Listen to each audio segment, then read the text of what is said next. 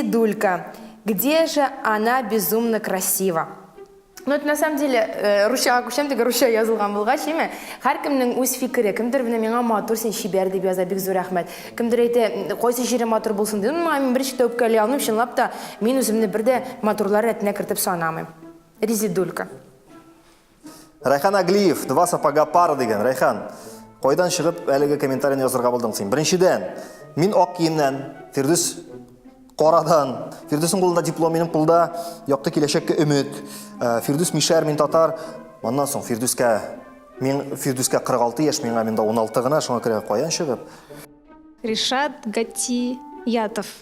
Очень харизматичный, и глаз, и слух радуете. Надеюсь, прививку сделали от звездной инфекции. Сейчас такие прививки есть.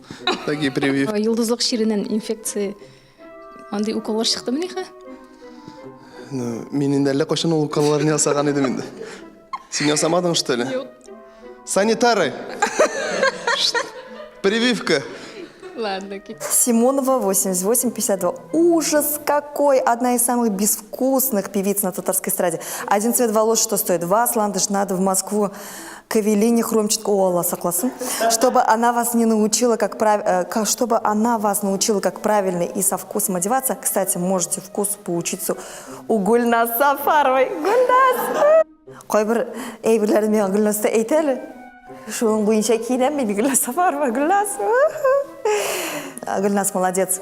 Мен сені яратам. Кеше яқшы ял еткен ақыры деген. Бұл фотография, мен сізге 100% гарантия бер алам. Бұл кеш білән шүрілген фотография. Мен еқыдан тұрға шықым.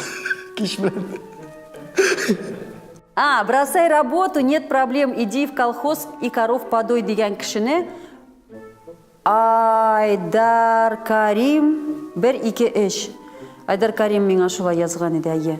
Мен бұл комментарийға жауап берген еді менде. Уланы yazды, менім арыдым дегенге.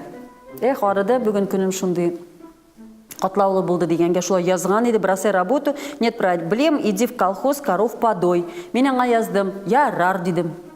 Коров та подайт етем, колхозға да барам керек болса мен.